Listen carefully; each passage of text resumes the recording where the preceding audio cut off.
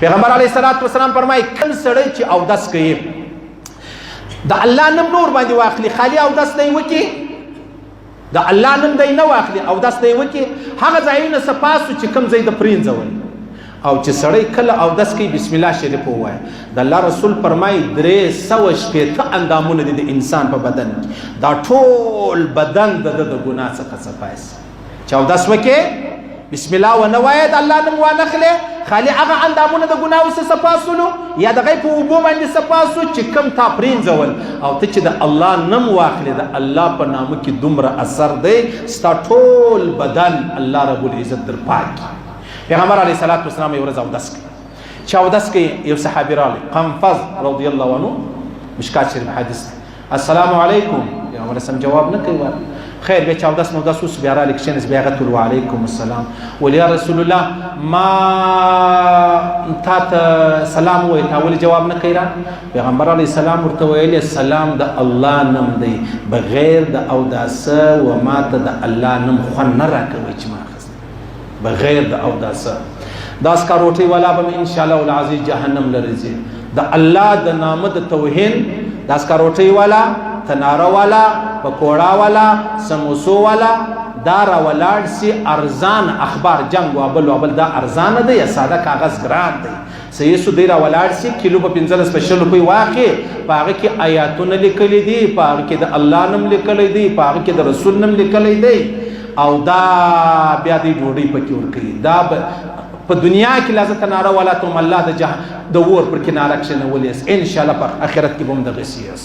تا د الله او د رسول نوم ارزان پر وتی را ولاړ شي ډوډۍ پکې ورکړي. ورمه د 8 نمبر گلی کې را روان ولم پرتیبه تر روانم چومه کې کاغذ چې پروت پاکي حضرت ابراهيم عليه السلام لیکلی وو، الله تعالی لیکلی ما دون زور ور دعا وکړه، ما دعا په دا مردار گلی کې بس ما دعا الله قبلې، ما په دا وخت دعا وکړه. الله رسول فرمای چې کله د الله نوم یو ځای لیکلی پروت 80,000 فرشتي شاوخوا پر راګرځېدلي، 80,000 فرشتي دا په خپل لپیټ، او الله رب العزت چې خپل ولی نه یې پر د الله راګرځنه نه راولي. تی وو سوي چار مولوی سازما خل د ولایت دعوه دی وکړه سید چک نو دا الله ولی الله پر د الله را برابر کی چې را برابر کی کاغذ پورته چې پورته کی د الله رسول فرمایي د مور پلار ک په قبر کې و مړو وو الله دا غسل عذاب پورته کی، او ک کافران بابا وادي کافرانو تا دلته د الله نن لیکلی په نالی په ټپ بلبل کې تارا پورته کوي. د الله رسول فرمایي دا ستا بابا او ادیک پر کوپر مرسوي وو په قبر کې خو په عذاب دی، الله د هغه سره تر حد عذاب پورته کوي. و چې تارا پورته کېده دغه خبره ده، نو ورځې ده بیا څو خبره ده چې را پورته کېده بس په نالیانو کې ګوري د خپل شایسته لاس نه دی،